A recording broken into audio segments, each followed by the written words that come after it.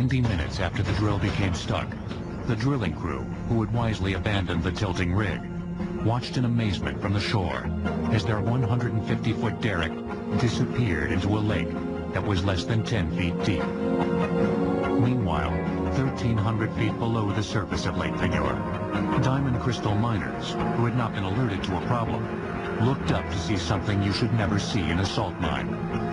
Water. Water flowing through salt tends to dissolve the salt. As you increase the volume of water, you increase the volume of salt that can be dissolved. Soon it was clear.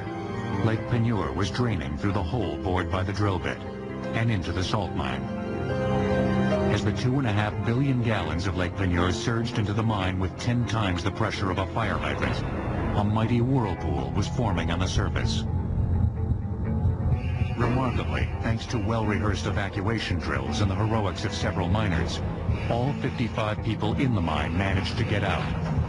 But back on the surface, the chaos was just beginning. The whirlpool is basically a vortex of water and mud that is flowing down into a fairly confined space. And that whirlpool is basically flowing downwards under the force of gravity, pulling sediment and other materials down with it. The whirlpool's sucking force pulled heavy-duty barges toward it as their crews leapt for safety. Men watched with jaws agape as 11 barges and a tugboat disappeared into the vortex. Those are 4 fully loaded flatbed trucks spinning helplessly in the whirlpool. When a barge that was blocking the way was sucked into the hole, it gave Viator a narrow path to skirt the maelstrom. He gunned the motor and reached the shore with seconds to spare. Viator then tied his boat to a tree. When I looked like this, I seen my boat that I had tied to the tree, and there it was going into the whirlpool.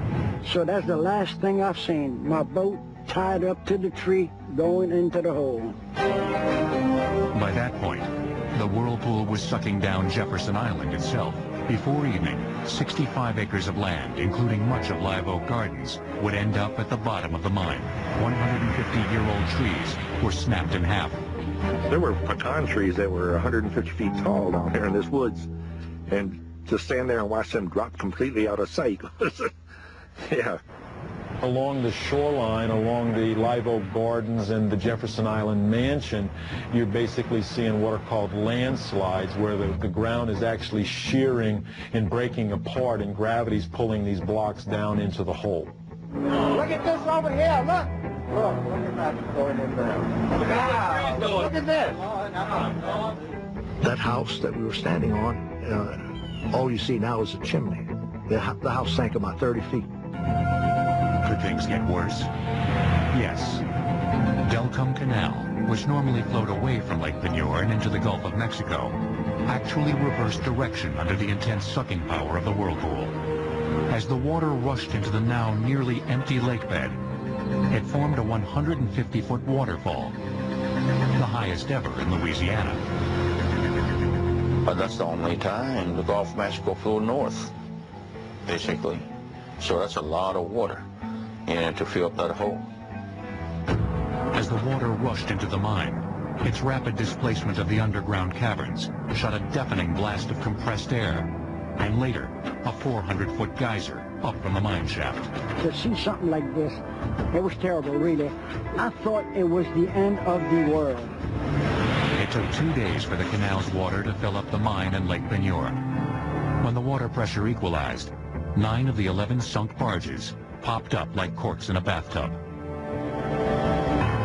The drilling operation and the underground salt mine were complete losses. The cause of the disaster was never officially determined, since all the evidence was at the bottom of a 1,500-foot water-filled salt mine. But there's no definitive evidence that the mine itself was structurally unsound.